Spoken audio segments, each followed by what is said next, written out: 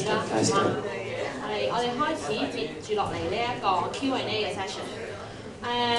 或者我利用我主持嘅優勢，彈咗第一條問題同埋 comment 先啦。我好受啟發，因為其實好多人去講呢一個80年代之後嘅經濟改革開放，通常都係用佢一種去計劃，即係話佢係一種去計劃化，已經唔係以前嗰種中央集權式嘅管治啦，而係一種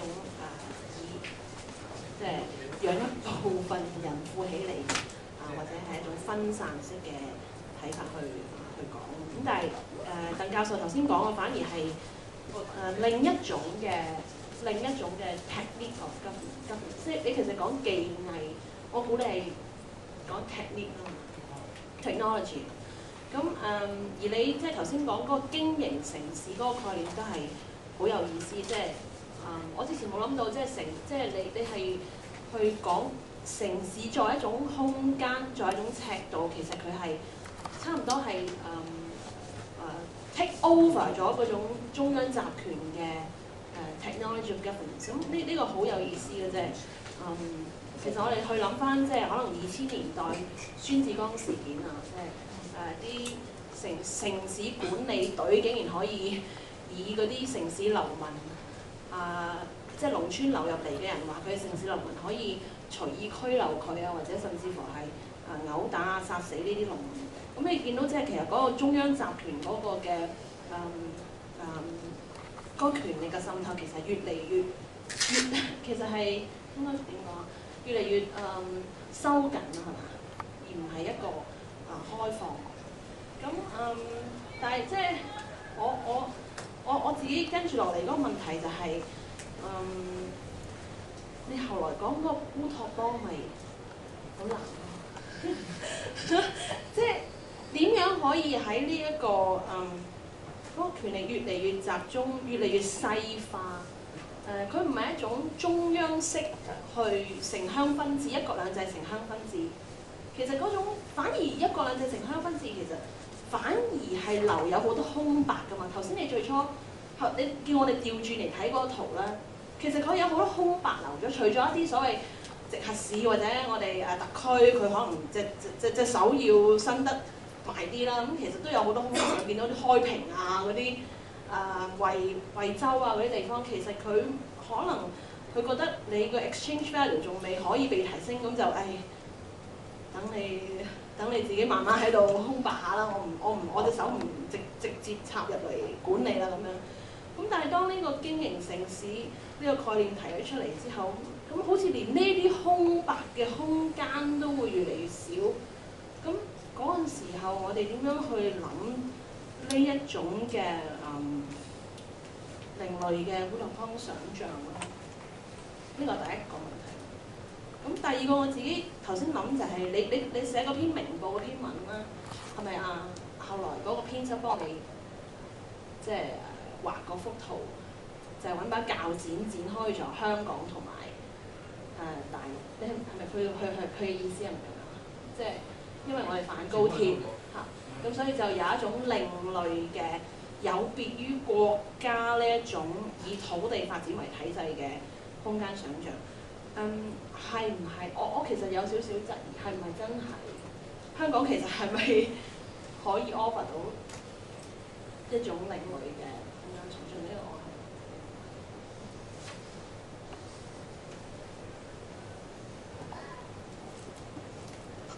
係你想答先啊，定係你想都攞多啲問題？咁你答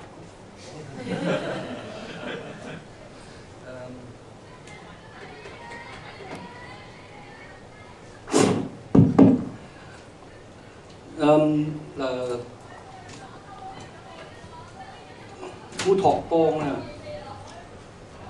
咁梗係有啲即係個活動本身應該係烏托邦嘅。即係咧我即係變咗有啲係一廂情願。咁但係咧，我就覺得呢個一廂情願咧，但係唔係完全一個憑空嘅，係建基於佢嗰個發展嘅。咁好似頭先我講就係本身咧，其實佢嗰個發展因為嗰個辯證嘅關係都話，佢要所謂呢個同質化，但係與此同時咧，佢又分割。咁你分割的話，佢提供有個空間俾佢去呢個去想像，咁變咗形成咧，即係變咗一個開始去一個地方好，佢自己去想像佢嗰個發展，而呢個發展未必一定同呢個所謂一個主導嘅思想係有嗰個條件喺度。即係我嗰個係咁嘅意思。譬如好似我或者舉個例啦，即係我近排都諗得好深嘅，就唔係，我唔係即係我諗唔通啊！你知我哋啲中文水平，即係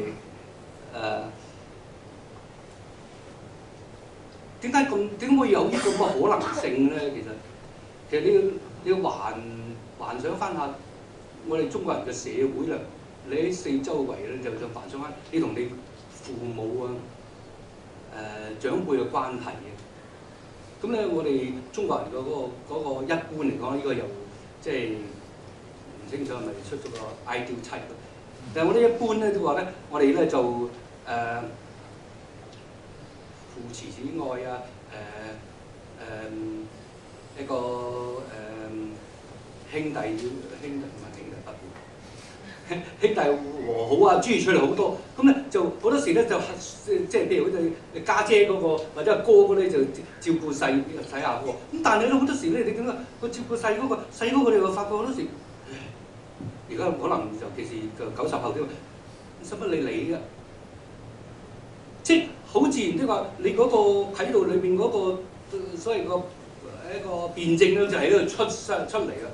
我哋而家最主要嘅就係話喺個烏托邦嘅想像就話，我所堅持嘅就係話，唔係好似所謂現代論述嘅想像，就係我哋可以去憑空嘅。因為我哋譬如好似烏托邦嘅想像，我哋中國人最中意嘅唔係中國人最中意，即係中國有嘅講嘅就係咩啦？海市蜃樓，係嘛？即根本唔係呢度嘅，然後你走去諗啊，然後你諗一樣嘢出嚟。某個角度，即係陶淵明嘅《桃花源記》，都某個都可以喺呢度。我所堅持就話，我哋呢個係唔係呢個所謂摩登，即係 modern 呢個想法，係嗰個問題。我哋係建基於喺現在已經見到嗰個物質基礎。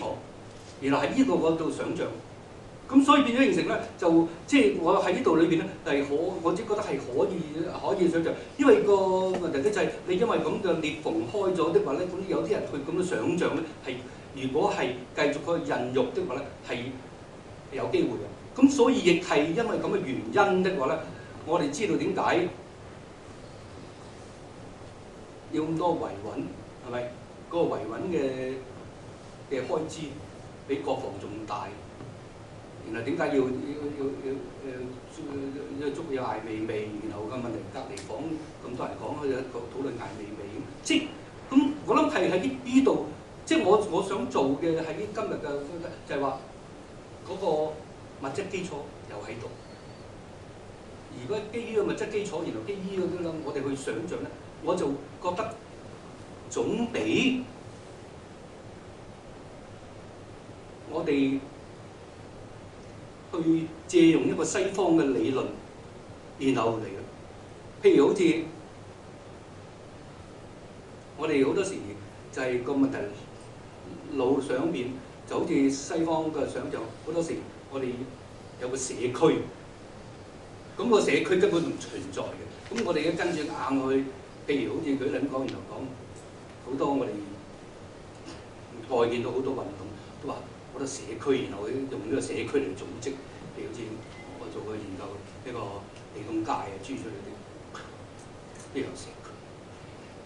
即係好多時我哋會硬套呢啲咁嘅概念，譬如某個嗰度，即係我或者可以咁講，其實社區經濟都可能有存在呢個問題嘅，因為我哋都係沿着嗰個所謂西方講嘅就係我有市場，然後沿着西方嘅講法係呢個市場同計劃係兩個分割。好清楚嘅，然後我而家咁即係話，我要整呢樣嘢，又有啲唔得，市場有啲唔得，唔係市場，咁我哋地區經濟咯，係嘛？就咁啦。即係咁，我就希望就喺我今日講嘅嘢咧，就係話呢個比較上，我覺得係比較上有物質啲嘅，有根基嘅。究竟想像幾多，同埋究竟有幾大成效咧？咁我哋要繼續想像。我唔知有冇回答到你個問題？或者我開放個 floor。鄧教授你好，我有一個好簡單嘅問題，但可能比較大。咁就係關於其實你所講嘅烏托邦。其中你提到一個好似話模式定係體制嘅創新咧，即係我理解啦，應該會包含啲咁嘅內容啦。咁特別依家聯繫翻今日所講嘅題目啦，香港同珠三角。其實香港同珠三角，我諗最大嘅差別，其中一個體制都係一個好大嘅差別啦。譬如香港有一定程度上一人一票啦，比如香港嘅民主係總嘅嚟講，用西方嘅角度睇係領先過中國內地好多嘅。咁好似我如果比如去美國開會咁，其實從街邊玩 band 嘅人到啲教授見到我Chinese don't like your government， 咁一開始就會同我講呢句話。咁其實好大程度上源於佢對我哋呢個中央集權嘅一個壞印象。咁當然你亦都講咗話唔好用西方嘅霸權理論去睇中國嘅個案，咁應該同翻中國出發。咁亦都有好多學者會論述話，其實中國咁樣嘅集權啦，咁樣嘅非民主一啲做法，其實有個合理性喺度嘅。咁其中啲論述我就唔喺呢度講啦。咁我就想知道，作為如果你今日喺呢度講一講呢個烏托邦嘅想像，你覺得喺中國嘅體制特別係關乎你研究嘅城市規劃啦，對面涉及嗰啲公眾參與啊，同埋其他嘅一啲相關法律啊，同埋一啲經濟發展裏面，你覺得民主同埋呢個政治體制改革應該有啲乜嘢暢順嘅空間喺裏面咧？唔該晒。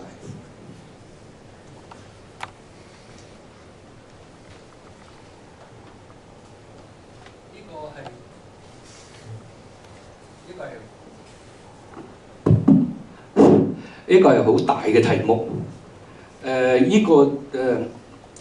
好多時我就好想講。因為點解咧？我即係覺得我哋就係太流於將好多嘢簡單化。我哋香港有呢啲嘢，咁我哋就係民主；而中國冇呢啲嘢，就係非民主。呢個我自己覺得係比較上簡單。譬如好似佢有人講，我而家就嚟有篇文出，就喺Critical Sociology，就講翻我哋好多而家近年做好多啲叫做公眾，唔係公眾參與啊，公眾參與。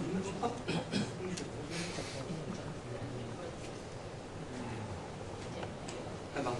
公眾參與或者我哋話咧 public engagement 啫嘛。咁咧就即係我睇下嗰篇文寫咗填海嘅。咁我而家係做緊 extend 嘅，做緊呢個重建。咁我話俾你聽咧，就撐咩魚啊？撐咩？問咩住？根本冇一回事。最大問題我只覺得係咩咧？而家死啦，成日錄音嘅，有影添啊！而家最大問題咧，出邊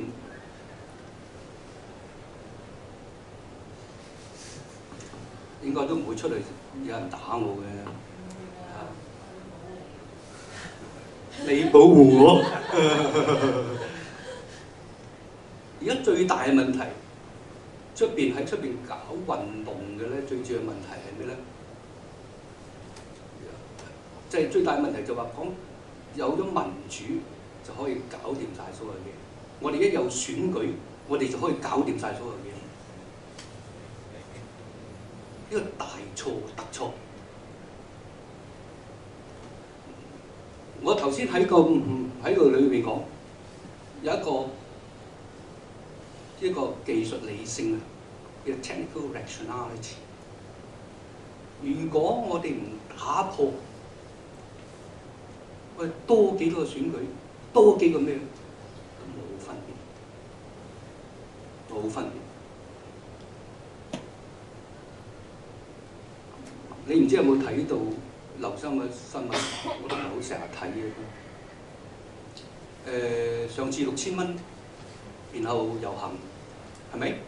咁咧當然啦，啲電視即係採訪啊，梗係揾啲即係佢心中已經有數嘅嘢嚟㗎。咁一次訪問咗有個阿爸同個仔，咁然後咧就係話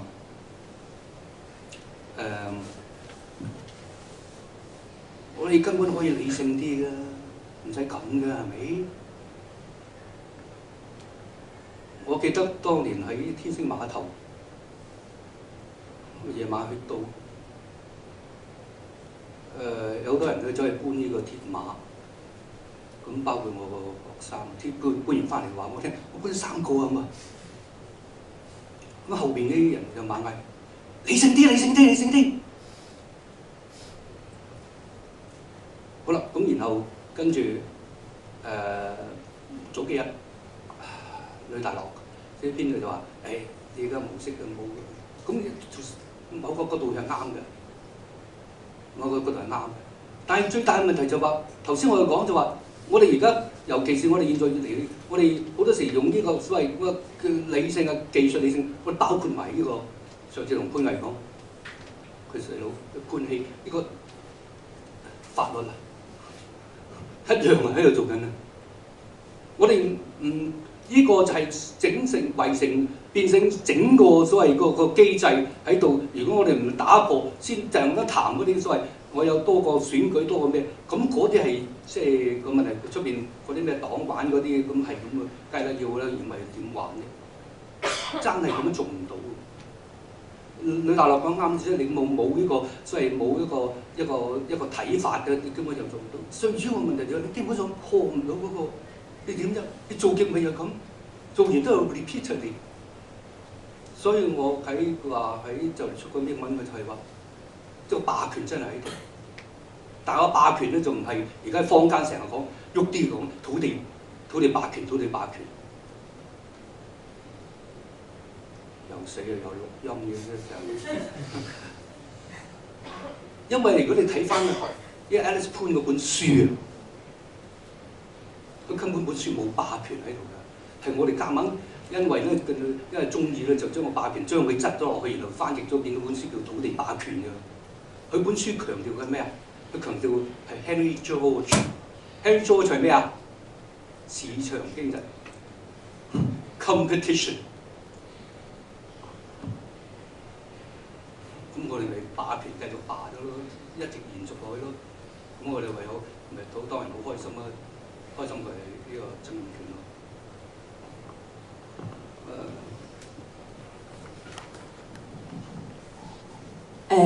我咁從一個土地去睇個社區，其實即係我哋冇熟啦，因為其實我自己係嚟自香港啲嘅即係基層嘅團體咁樣。咁咧，但係我頭先聽咧，我有幾個即係或者有啲。因為我本身有啲唔同嘅睇法啦，我所以都係想澄清下或者即係講下一啲即係我所理解嗰啲咁。咁即係大家就提到咧，譬如即係我都同意，譬如 community 社區可能係即係我其實都唔知佢係咪即係西方嘅概念。咁但係我即係我即係我唔講呢個理論上佢係點樣樣，但係我覺得喺中國裏邊咧，其實即係我覺得個社區咧，其實佢個組織好強。即係我唔知即係頭先我都會好混淆，譬如教授話即係唔好用社區呢個概念去睇中國嗰個可能城鄉咁。咁但係我覺得喺中國裏邊，譬如話無論城市裏邊街道委員會啊，農村裏邊嘅大隊啊、公社啊，即係或者係再大啲用一種農村嘅戶籍制度，其實係即係令到嗰條村話，令到每個社區，即係每一個地區啦、個地域，或者係即係我諗咁樣或者即係我哋始終係用呢個名詞呢個概念嘅時候，咁一個地域或者一班人裏邊，其實佢扣得好緊，成個戶籍就係將農民呢一個群體，即係形成地域上面有好多咁樣樣。咁嘅話，咁我覺得如果喺實際上有呢個存在嘅時候，咁我唔用呢一套語言，其實咁我係要拆解啲咩咧？還是係我喺呢一個即係如果你係講佢嘅基礎，佢真係有呢個基礎嘅時候，咁我點樣去令到佢活躍，或者係承住就佢已經有嘅呢一個無論地域上或者係群體上面嘅呢一個即係社區嘅概念，係能夠令到啲人係即係凝聚到嘅力量去即係開拓一啲新嘅想像咁。咁呢個第一。第二咧，即係等我就提，即係有啲烏托邦嘅空間想像咧，我都覺得哇好正喎！諗下裏邊點咁，尤其是話喂要打破呢個制約國家管理權力咧，其實一聽我都覺得會贊成。但我諗深，我又有個即係我唔知，譬如我都係香港睇報紙話知嘅時候，咁我睇到好多，我覺得中國而家地區有啲嘅問題咧，其實係即係有啲人講溫家寶講得幾好聽，都即係證不出呢個，即係佢講嘅嘢不出呢個中南海。咁即係話其實好多時我哋睇好多地區嘅問題咧，其實係地區官僚嘅霸權，或者地區官僚根本就唔聽中央點，或者中央管唔到地區。咁所以我又另一個擔心就係，制約國家權力係要啦，咁佢事實上係好壟斷同埋好大權。咁但係咁嘅時候，咁我如果制約咗國家，咁會唔會令到地方嘅勢力呢個官僚更加強大咧？咁但係如果制約呢兩個或者唔止咧，地方都好多層嘅時候，咁我就會諗，其實農村裏邊或者地區裏邊，其實事實上係有好多選舉，有好多民間嘅參與。即係我唔知頭先聽鄧教授提，你對於可能即係所謂民主或者對於即係社區參與有即係比較有質疑，或者係覺得有啲嘅即係批判啊，有啲質疑啦咁。但係我喺呢度嘅想像，我覺得反而如果要對抗中央國家管理同埋呢個地區官僚嘅時候，係咪我就會諗，其實有啲地方都會講農村嘅選舉真係佢選翻佢自己嘅村長，甚至乎我覺得我哋喺香港，我哋有時都諗不如工廠個管工自己選啦咁。咁樣我哋喺地區搞，即係我哋搞啲合作社都話佢哋自己管理自己選啦咁。咁所以我覺得嗰個即係我翻嚟諗，唔係一啲真係你話淨係靠好似香港咁立法會選舉咁，梗係啦咁樣玩法，大家都唔過癮。咁但係如果話哇，原來你座樓個戶委會有得選，工廠個管理有得選嘅時候，咁樣落實或者更加令到四圍都選嘅時候，咁可能嗰啲係咪另一個即係烏托邦嘅選擇咧咁？咁第三個，你裏面提到土地入股咧，咁我唔係好明你講個土地入股係點，因為個土地入股係個土地權係邊個咧？係即係咪同以前即係土地屬於農民集體制？不過個土地即係要農民入股，還是係即係佢好似咁公社咁，佢有自留地，可能有擁有地定點？即係我想了解多啲你呢個，因為你冇解釋呢度裏邊嘅前提。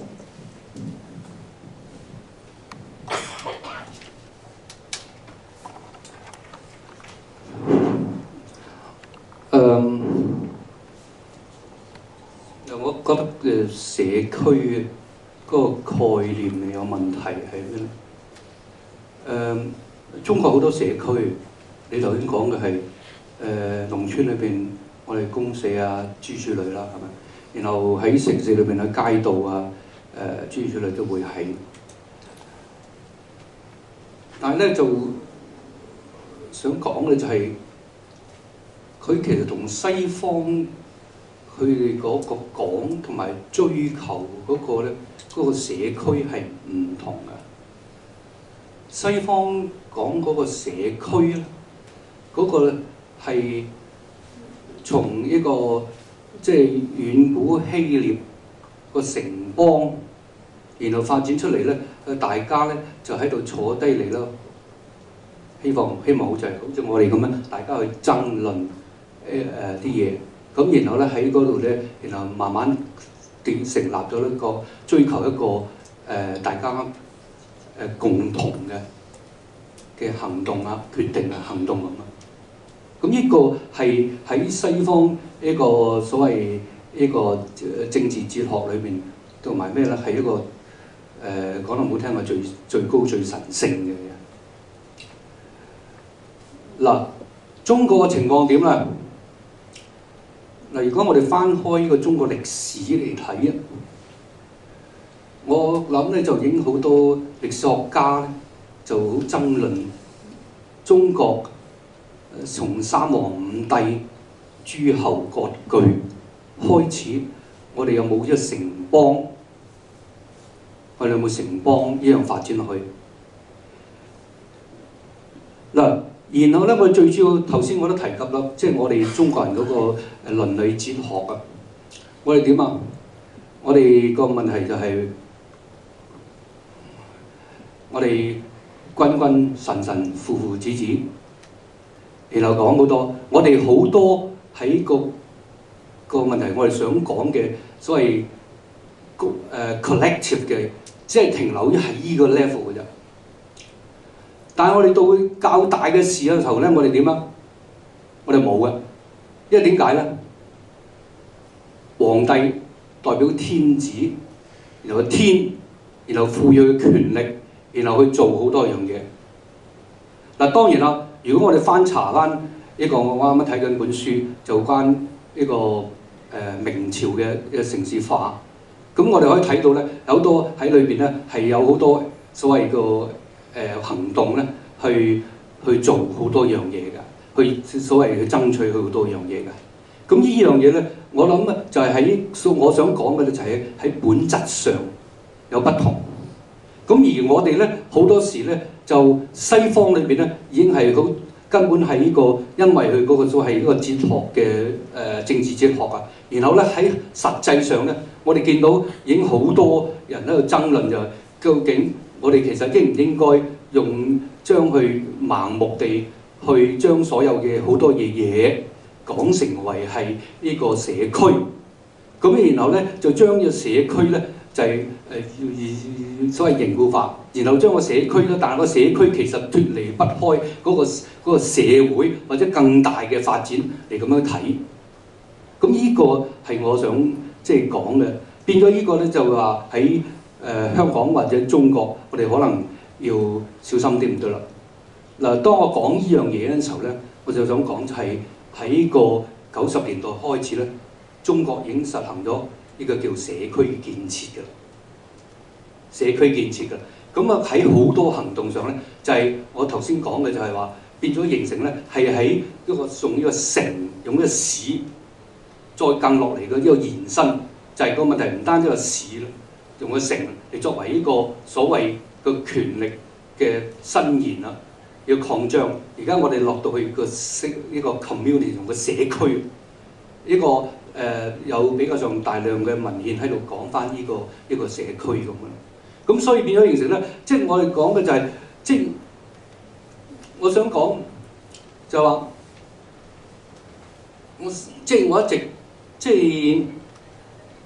係縈繞着我，即係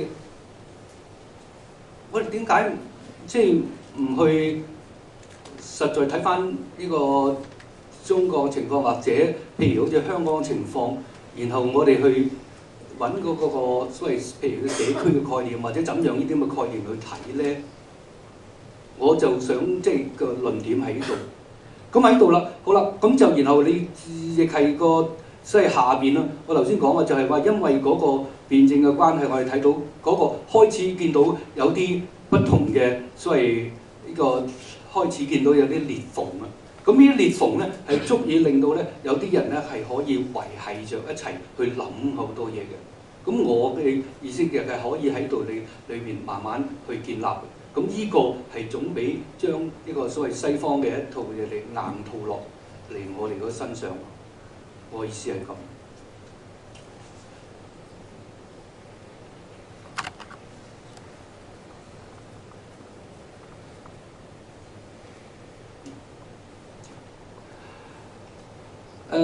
第二點就中央地方，咁我諗呢個咧其實某個度咧係爭論不休嘅。唔單止喺學術上，我諗喺實際操作上都有啲咁講。咁咧就有好多人講就係好似你頭先講呢個政令不出呢個中南海。咁咧我哋好多溫家寶講完嘅嘢咧，即係根本就落唔到去地方。咁咧就有另外一個睇法，咁我又問過好多人，咁咧就似乎證實咗我嘅睇法，就其實唔係政令出唔到中南海，有好多嘢其實地方所做嘅嘢咧，呢個中央就係呢個認可，中央認可嘅。都有好多係可能係做完咗之後，個問題已經有個事實啦，你仲唔認？即係我哋正如好似我哋睇翻下呢個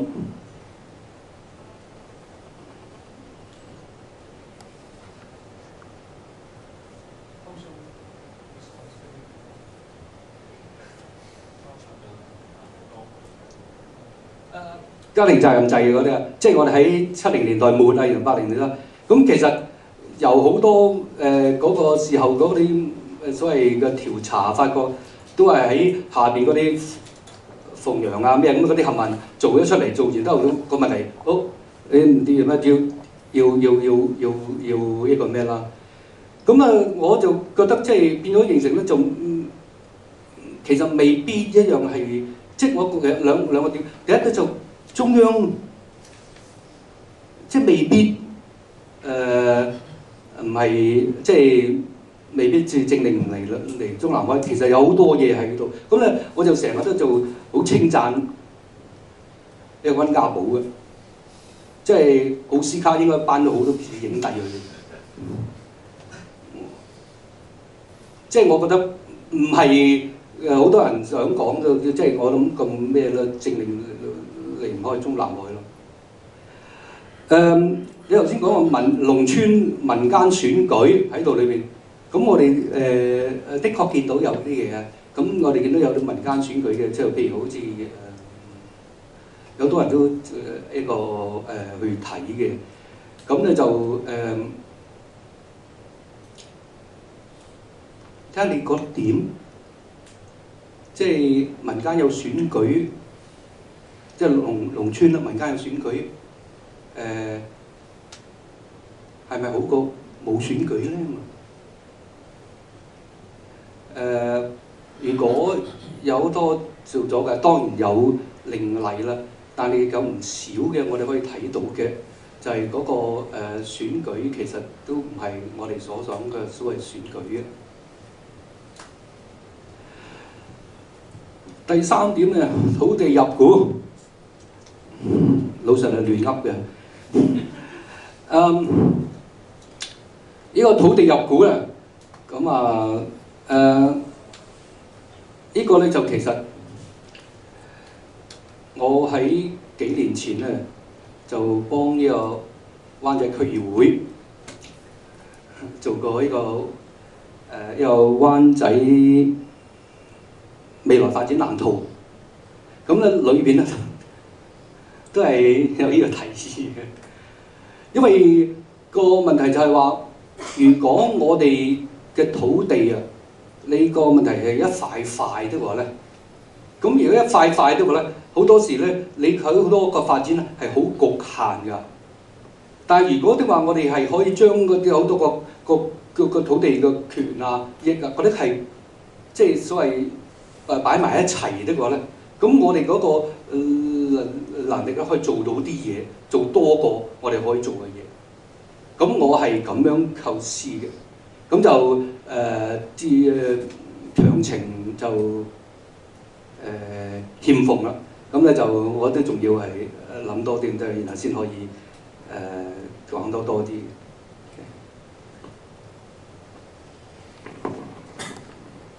我頭先咧就係即係一時有感而發嘅，因為阿胡家明休息嗰時同我講咗幾句嘢，咁我本來咧就唔係幾開心嘅，咁跟住即時咧就聽到阿教授講話呢個想像，即係如果我冇理解錯啦，即係想像又好，烏托邦又好嚇，你個講法應該係區分有冇物質基礎係嘛？即係有啲係有物質基礎，有啲冇物質基礎。我覺得呢個對我嚟講好啱聽。咁正正就係我其實啱啱早幾個禮拜即係我唔係而家即時老作嘅，因為早幾個禮拜啱啱同前面呢位 Terence 講過，我對社區經濟呢個概念咧係好有質疑嘅嚇，即係覺得呢個尤其社區呢個問題咧嚇，其實對一啲實質即係操作者，譬如阿美蓮呢啲咧，咁係冇問題嘅，因為你面對一個好具體嘅區一個社區咧嚇，咁你知自己講緊社區係咩意思，或者你知自己有冇一個社區嚇，主要嘅問題係喺學術界嗰度。因為你講即係作為一個學術概念咧，你就唔係講緊一個社區，你係講緊好多好多唔同。你想去 generalize， 你想去揾一啲共通性出嚟嚇。咁我自己睇咗嗰啲書咧，就其實我覺得係揾唔到嘅嚇。咁但係你揾唔到咧，咁你要出文咧，咁你夾硬你都要揾啲 concept 嚇。咁主要就係學術操作嗰個問題嚇。咁同埋就係呢個係我嘅 comment 啦嚇。我有個提問就係咧。我最近又開始，因為其實啱啱開始睇啦，希望即係冇講錯啦，就係喺地理學裏邊都有啲叫 critical geography 嘅，即係我睇咗類似咁樣嘅文啦嚇。我發覺似乎都會有呢類嘅問題，就係佢哋就越嚟越傾向就唔脫離個物質基礎嚇，就好多嘢就好主觀或者好抽象咁樣去，即係大家覺得係咁就係咁嚇。我唔知你點睇，即係我有冇睇錯啦？即係我睇好多文，我覺得都有咁嘅問題。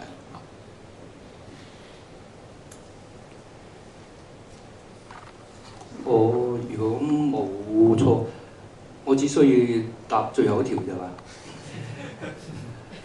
嘛。係，就我一直有參與呢個批判地理學會嘅活動，咁咧就越嚟越發展咧，就我上一次喺兩年半前唔上啦。喺孟買就參與，咁啊好多人都唔去嘅，因為佢最大嘅問題咧就一咧就係點講啊？而家我哋受好多嘅衝擊，受好多衝擊咧，而家就係嗰啲叫做後現代，嗰啲好多後現代咧就。俾人鬧，嗰啲後現代咧就係冇物質基礎嘅，咁咧就，但係咧因為嗰個受好多後現代，好多時你隔離左右啲人咧都同你咁講，咁你咧就好多時咧就不其然咧都會傾向於咁嘅，咁變咗形成咧，我哋可以見到就係喺頭先你講嘅就係有呢個問題喺度嘅，喺呢個批判地理學裏邊咧，係好多時咧都要有呢個咁嘅問題，就去咗冇咗個物質基礎，咁就即係我咧就係可能係比較上老一輩啲咁，即係唔係講輩份啊，係講年紀嘅啫，即係就係嗰類嘅人咧，就係一個比較上死硬派。即係嗰個物質基礎係好重要。譬如好似舉例講，我哋去做呢個頭先講嘅即係灣仔未來發展藍圖嗰陣時候，即係我哋好多時咧，如果你去做咧，就好多中意話問下呢個居民嘅意見點啊，係咪嚇？咁我哋即係做一個問卷調查，係咪？問卷調查咁啊，整幾條題目，然後問。咁呢啲咧，其實咧就冇嘢物質基礎嘅，因為你問一個人冚唪唥啲 hypothetical question，佢答你咩？答咗俾你，信唔信得過？信唔過㗎，因為冇物質基礎嘛。咁我哋去做咧，就係點樣做咧？我哋就帶啲居民去走過一次，最緊要大家有嗰個即係嗰個所謂共通語言啦。然後喺呢個共通語言底下咧，我哋然後去討論，咁嗰個基礎先有喺度，唔係冇。同樣的話，嗰個即係我哋做，就係我哋好強調就係話，一個物質基礎就係嗰個就係個日常生活。每日我哋成日講嘅，每日走過一條路，然後喺呢度裏邊點樣嗰個物質基礎係好肯定喺度嘅。如果唔係的話咧，根本冇存在。咁所以變咗形成頭先喺嗰個討論裏邊，我冇將佢精埋落嚟，因為時間太複雜，唔係時間太短，情況太複雜，講下嘢都唔知佢講乜嘢。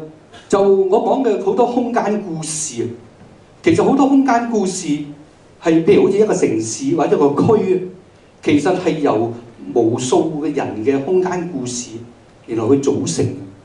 咁佢變咗形成都話，我哋係要喺度去睇翻呢啲所謂無數人嘅空間故事，然後最主要仲有嗰個裏邊嗰個所謂嘅辯證關係。咁然後咧，我自己覺得，然後先可以即係我哋比較上所謂把得準呢個情況係點樣樣嘅。咁我好贊成嘅睇法，而家係有好多咁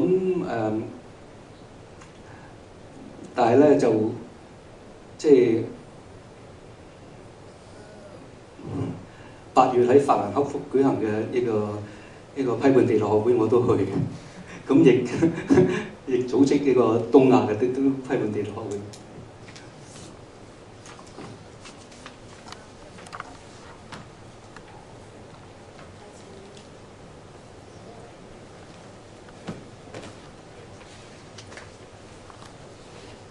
喂，係好多謝阿鄧博士今日嘅分享，好多嘅帶嚟新嘅諗法。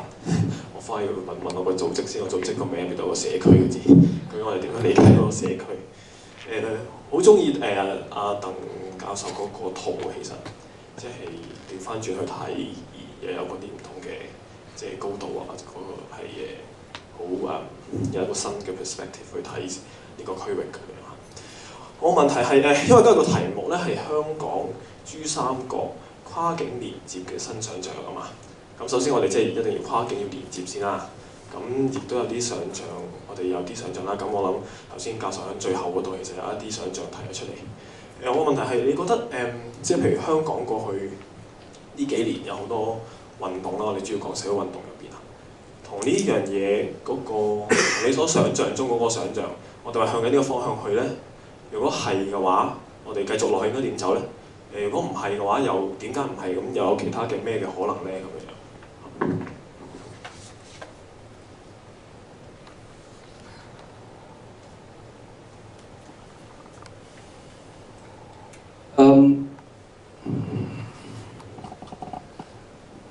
我對呢個過去幾年嘅香港社會運動咧個評價我覺得係完全正面嘅。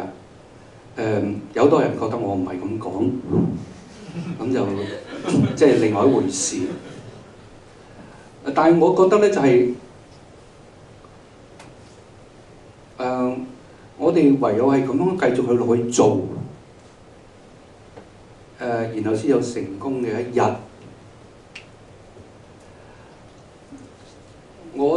但係我亦極想講嘅咧就係、我哋唔好誇大我哋嘅成就。嗱，譬如好似咁樣講，頭先我講過就係利東街事件，好偉大，即係前繼後卜，即係我哋當時都係一有個電話嚟，我哋又去啦。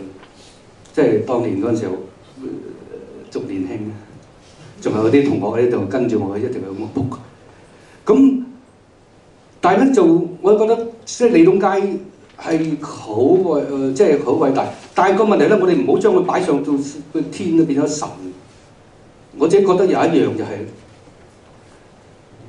我過去2年一個研究項目，就係、研究香港嘅城市烏托邦。咁咧就用灣仔為例，咁就其中一個例子咧就係用呢個利東街。咁咧我就死有人鬧。咁咧就我成日同呢個我嘅研究助理鬧交嘅，因為我覺得係要歷史嘅評價，我哋要去睇翻就係好似佢某個點嗰陣時候點解會行呢條路？咁如果唔行喺嗰陣時候唔行呢條路，係咪有第二條路嚟行？即係然後嗰個可能個結果係點樣咧？我覺得係要歷史嘅評價。咁但係咧，我啲研究助理就成日話，即係人係咁噶嘛，你點解要咁講啫？你咁講就唔尊重人哋。我就想講就係，即係無論係呢個利東街一個菜園村，好偉大嘅嘢嘅，即係冚唪唥都係好偉大。但係我就覺得，即係我哋要平實去評價咯，就唔好誇大。呢個即係技術性嘅問題，我覺得就係我哋而家都仲係喺度發展緊。就正如我即係頭先講，我透過研究呢個好多呢 public engagement，我發覺就係我哋離我哋誇大想講嘅嘢咧，仲有一段好大嘅距離咯。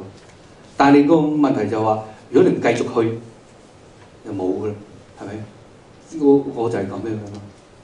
就我亦希望即係我呢個 position 係被人接受。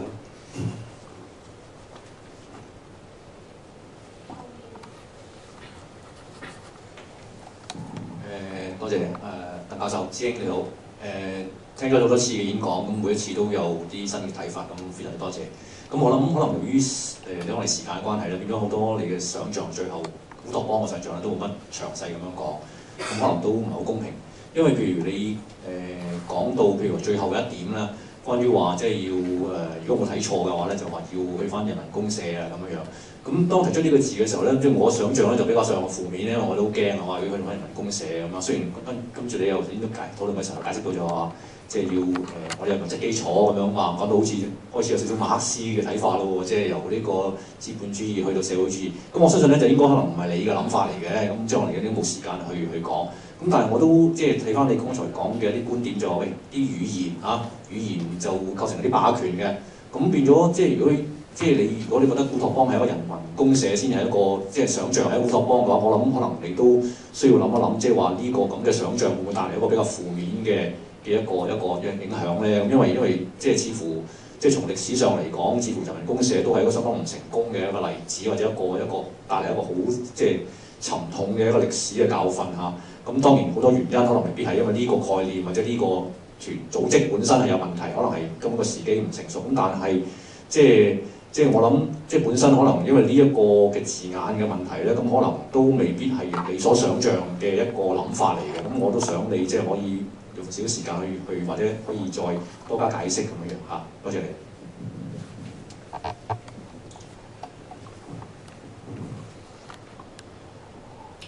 好多人咁講，我特別聽過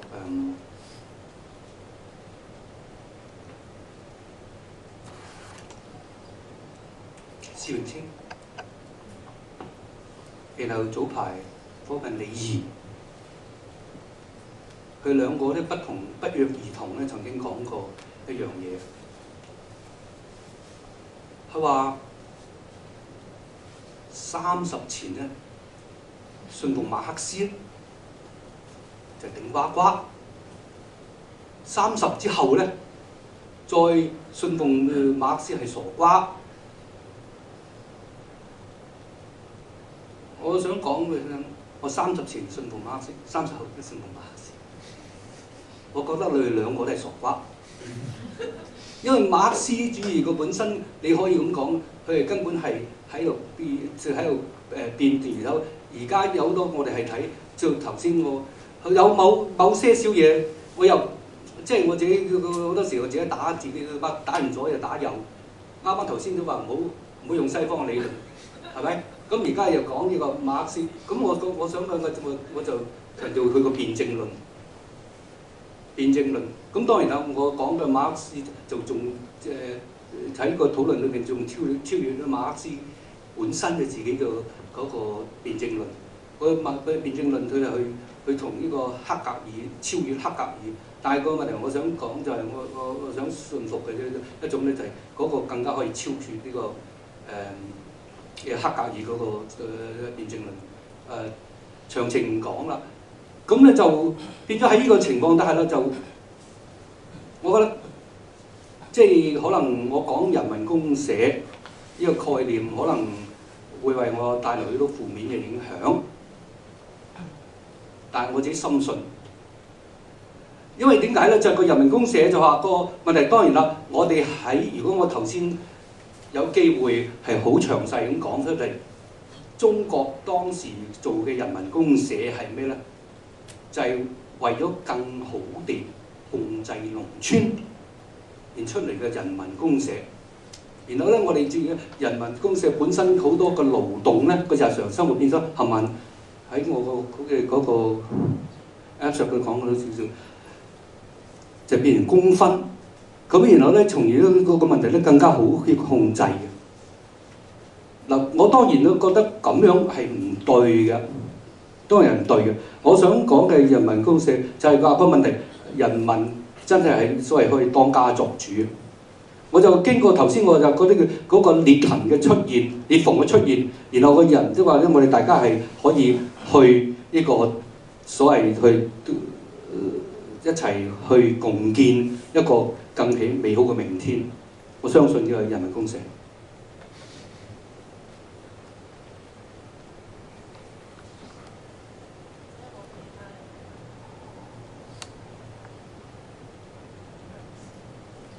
鄧教授想跟進一個，即係想講翻社會經濟呢個題目嘅，同埋跨境連接呢個題目嘅。咁我想講就係頭先你都講過話，可能喺無論喺香港或者喺內地都會有一啲即係狀況出現啦，令到我哋啲物質基礎有啲裂縫出現，咁可能會有一啲即係個別嘅計劃，其實可能已經出現咗嘅。咁其實我而家都寫緊，即係跟住嗰個會議嗰篇文啊嘛，我哋都講緊嗰個中文叫兒托邦啊嘛，係 Heterotopia 咁樣樣。菜園村可以係一個兒托邦，菜園新村都係兒托邦咁樣樣。咁我想問就係，即係如果用翻社會經濟角度，當我哋有呢啲兒托邦出現咗，可能一個合作社，可能係內地一條村咁樣樣，佢已經用緊一啲集體機制去做生產咁樣樣。咁呢啲唔同嘅兒托邦，咁我哋應該點樣樣去連接佢哋咧？咁我哋就賴到呢個跨境連接。咁我想問嗰個問題就係，即係我哋如果講主流經濟啊，當我哋講香港珠三角連接，咁我哋有個邏輯㗎嘛。個主流經濟個連接嗰個邏輯其實就係你都講咗啦，就係即係國際分工咁樣樣啊。咁所以咧，即係香港係前鋪，大陸係後廠咁樣，咁我哋需要連接啦咁樣樣。咁呢個主流經濟底下，我哋連接嗰個邏輯。但係當我哋如果講社會經濟，如果我哋真係有好多唔同嘅兒托邦已經出現咗喺香港喺國內，咁我哋點樣樣將佢哋連接埋一齊咧？係咪都係要用嗰個主流經濟嗰個邏輯，就係分工啦，即係嗰個嘅市場啦、成本，用呢啲咁嘅邏輯去諗啦。咁如果用呢個邏輯去諗咧，咁都可以成立嘅。即係譬如我哋做公平貿易咁樣樣啊，都可能喺香港有市場，所以香港就去做嗰個 consumption 去購買咁樣樣啦。咁但係呢樣嘢正正又同我哋而家講社會經濟嗰個理念好唔相同嘅，因為社會經濟我哋會即係另一個 term 成日用，我哋叫一個團結式經濟啊嘛 ，solidarity economy。我哋走埋一齊係因為希望我哋做到一個連結、團結 solidarity， 就唔係純粹因為一個 division of labour 而去走埋一齊嘅。咁啊嗰個問題即係我唔知，其實呢個可能係一個 sharing 都係一個問題。但係如果我哋要用一個唔同嘅想像去將我哋呢啲唔同嘅兒托邦連結埋一齊，咁可以有一個乜嘢嘅想像咧？即係如果我哋要，因為最終我哋就唔想用一個主流嗰個諗法、個 discourse 去帶動我哋呢個連結啊嘛。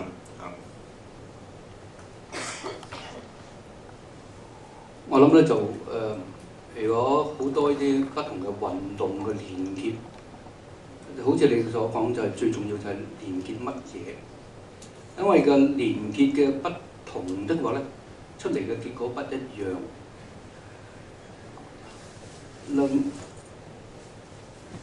我諗咧最重要嘅一樣嘢咧就係個連結，就係、又打一次自己嘴巴。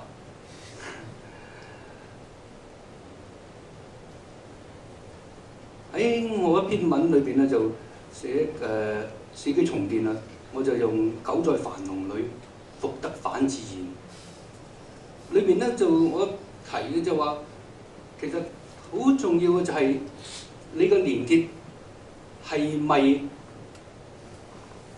去到呢個所謂深處嘅個矛盾？如果唔係的話，你個連結咧只係可以只會令到個社會嗰個所謂不公義更加長存嘅。我舉個例，因為社區經濟，我係外行，城市我就知多啲唔得。譬如我哋睇城市就係重建啊、諸如此類嗰啲啦。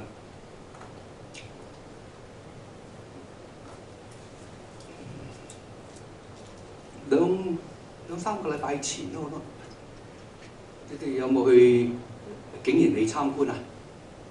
冇啊，派晒飛啊！咁可能都即係唔係好值得去。嗱，個問題景賢里背後係咩啦？當然啦，個問題另外一回事啦，就係一個林鄭同埋嗰個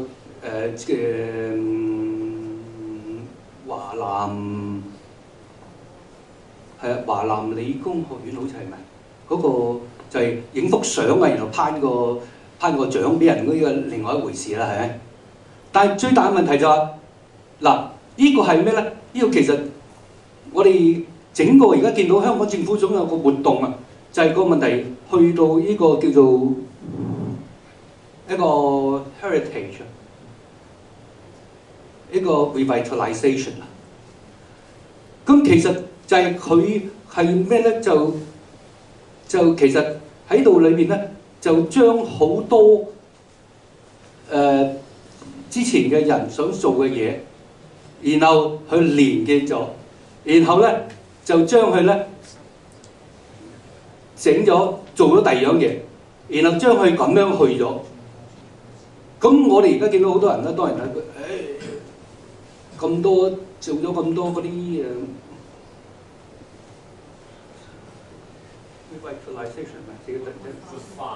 活化係啊，好多咁多活化，佢拍手掌啦，幾多人去參觀嘅景賢里啊？我第一個唔去啊！嗱，即係嗰個問題就係，因為如果我哋去做啊，如果我哋係嘉許呢樣嘢，我哋就算去參觀啊，我哋本身已經係造成共犯啊！冇咁嚴重，即係我坐喺呢度講嘢，梗係要嚴重啲咁多先啦。即係我諗係咪即係因為點解咧？佢基本上係即係唔係佢整到個所謂頭先講個矛盾深處，佢只係個連結就係，然後其實咧就將我哋好多個所謂本身可能你講嘅義拓邦，就將佢拉咗去另外一邊啊。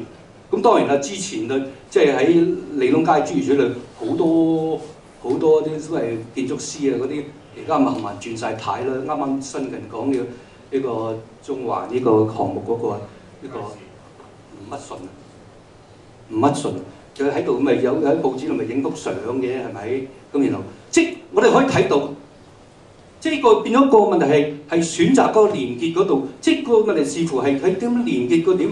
咁變咗形成咧，我哋最重要個問題就係找著嗰個問題個深處。頭先講嘅就係譬如好似佢兩個，我哋個物質個中間個最主要喺邊度，然後喺嗰度連結，我即係覺得係最重要咯。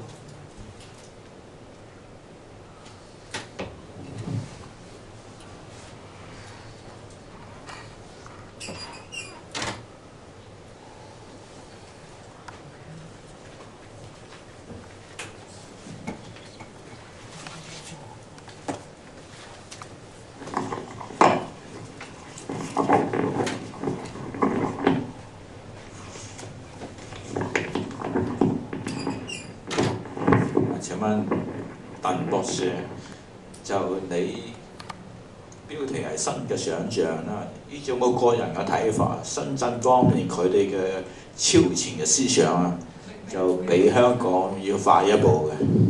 我深圳。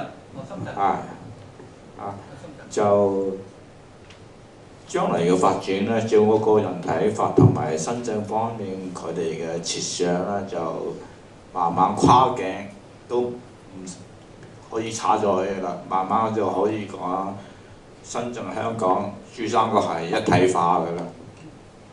就依家深圳方面嗰邊二線已經取消咗啦，咁慢慢香港呢方面一線喺適當嘅時間，我睇都要取消嘅。因為深圳、珠三角、香港係一體化嘅。你所謂新嘅想像係咪一定係或者包埋烏托邦裏邊咧？如果依種我個人嘅諗法咧，如果烏托邦咧係實際上咧就好難實行嘅，想像就可以可以各方面都可以想像啦。就如果實際執行嘅話咧，就烏托邦就比較困難啲啦。仲有一個問題，你曾經提過人民公社，人民公社你指佢嘅人民公社佢嘅執行嘅方法係咪同以往毛澤東時代嘅人民公社一樣咧，或者第二種、第三種嘅方式嚟執行人民公社咧？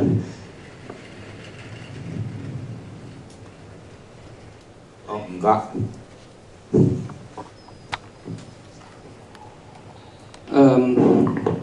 深圳係咪先進啲？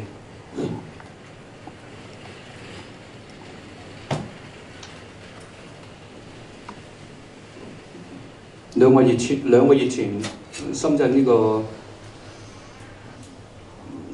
城市規劃設計院嘅人嚟訪問我，即係喺呢個情況底下，即係香港點樣做？即係深圳，即係好似你講嘅先進啲。咁我又覺得深圳多啲奇異嘅建築物，即係有多嘢係可以大膽啲建，因為個問題佢哋係建完咗之後，然後嗰個規劃管理然後先做。即係我覺得深圳係咪先進啲咧？深圳如果你話睇翻深圳嘅所有嘅發展咧，佢基本上咧就係好多係抄香港。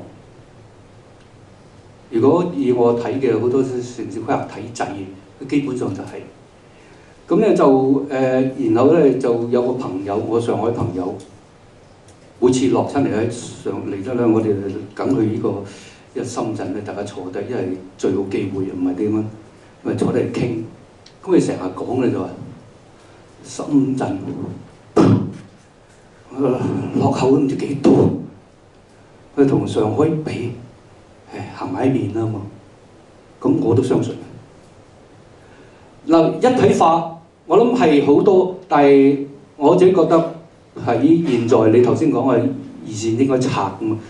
我睇唔到有呢個可能性，因為中央一定要堅持要一國兩制，永遠啊！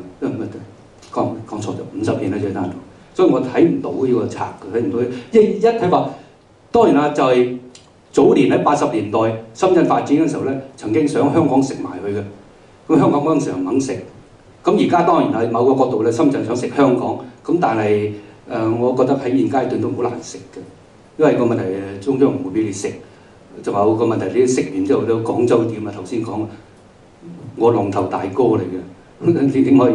即係中國嘅嘢就好鬼複雜嘅，即係好多嘢，即係正如我個調查，即係好多時點解好多地方去投資，咁問題就喺以前係，現在都係，點解冚唪唥所有嘅投資走去省會城市，走去咩嘅？冇啊，冇權多。你而家所有嘅省、所有地方都喺北京設一個辦公室，同樣都係廣州一樣啫嘛。即係個問題，我諗呢個係比較上難。好多頭先你講話實行起嚟難，係，即係我自己覺得永遠唔會一觸即就㗎，永遠喺歷史講俾我哋聽，我哋都係要前繼後撲㗎啦，係咪？咁我撲低咗喺地，咁你繼續踩埋我上埋去咯，係嘛？我只覺得係為咗係咁，唔係都話個社會冇變，冇話改進。係咪同老毛嘅時代嗰啲有變咁梗係啦。頭先我都講話，因為個問題當時嘅人民公社就根本係為咗更加好控制個農村。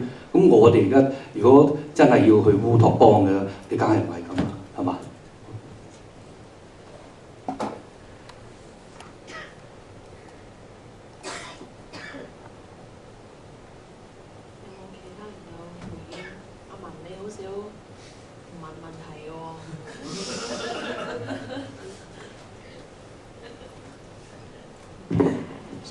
即係做壞咗個事，加美我即係鄧教授你好啦，咁好慚愧我地理係畢業嘅，但係你初初講嗰啲嘢好多我係唔明嘅，真係好慚愧，好慚愧。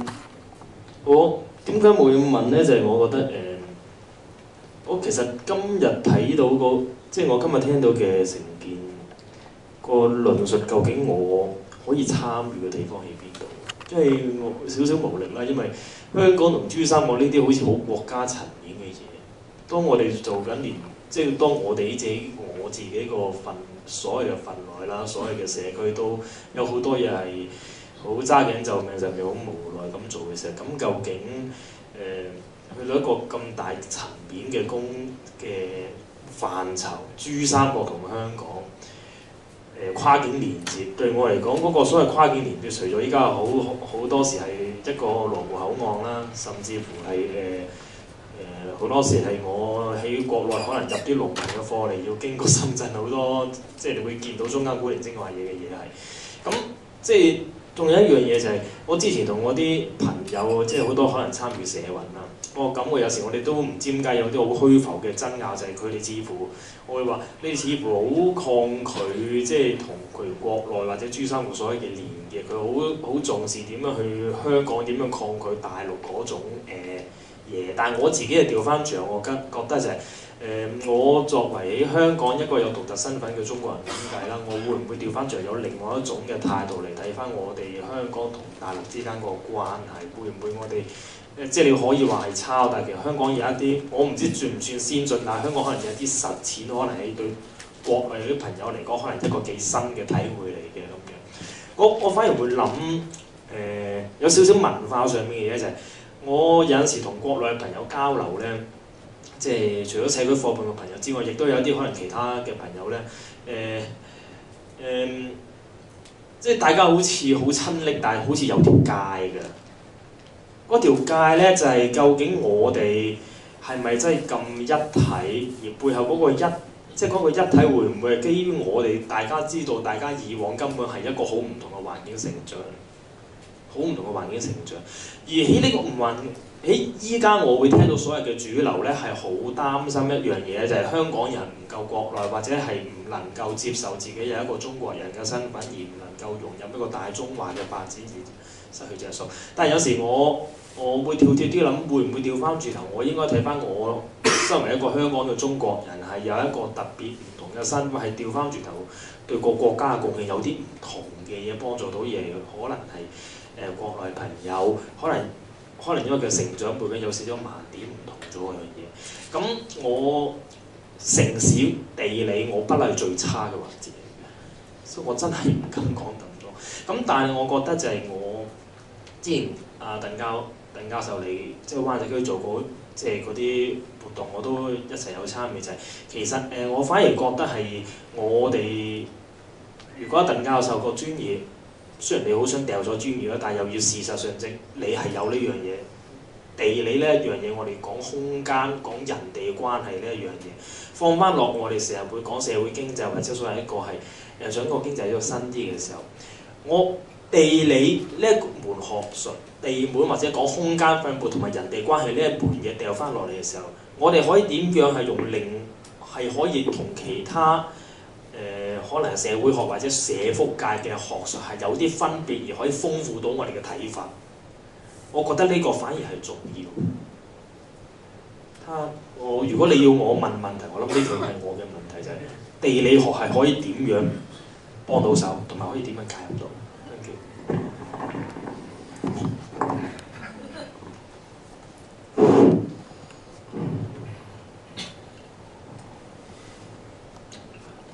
一個好驚嘅，俾個地理系嘅同學嚟問我嘅。咁多少因為你嗰個係中國研究專業，咁咧就所以變咗形成你嗰、個、中國嗰、個身份係好強嘅，即係我聽咁身份好強。我想講咩咧？即係而家我自己覺得過去好多時我哋俾即係冇乜建設性嘅爭論引導我哋。一方面咧，我哋就係即係北大人嚟咗啦，即係我哋一定要喺深圳咧，即係唔係深圳，我哋係羅湖啊，喺羅湖裏邊咧建起晒呢個鐵牆，阻住佢嚟。呢個一個論述。另外一個論述咧就係、我哋好多時咧就話，如果我哋唔同呢個中國大陸聯繫嘅話咧，我哋咧就被邊緣化。嗱，我諗兩個論述都係有問題嘅。點解咧？如果照我頭先講嘅事，基本上我哋一直已經係個聯繫嘅。中國唔可以脫離香港，香港唔可以脫離中國。嗱，問題我自己覺得多多少少都有啲問題嘅係咩咧？即係新近，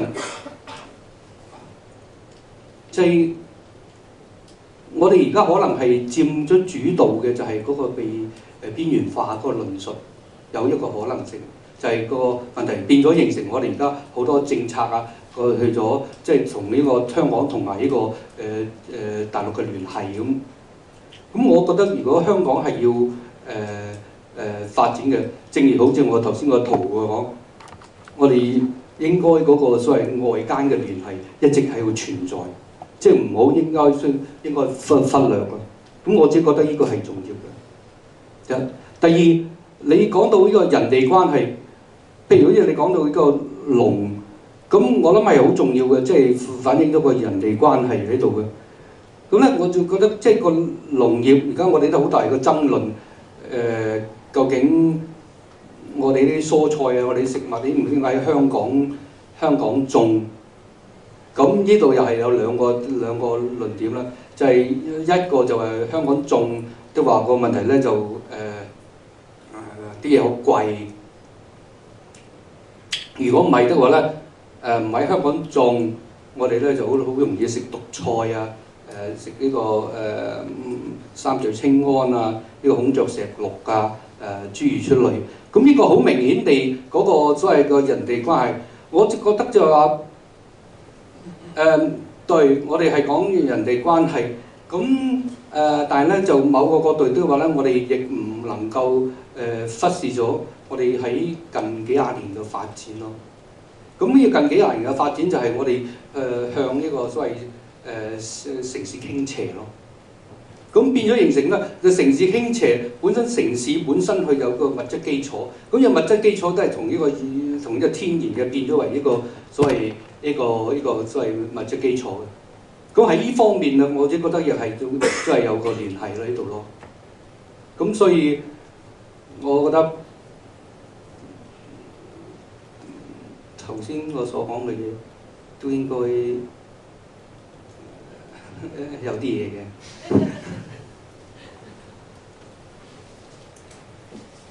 仲有冇人有最後嘅睇法或者問題？如果冇嘅話，我哋多謝鄧教授。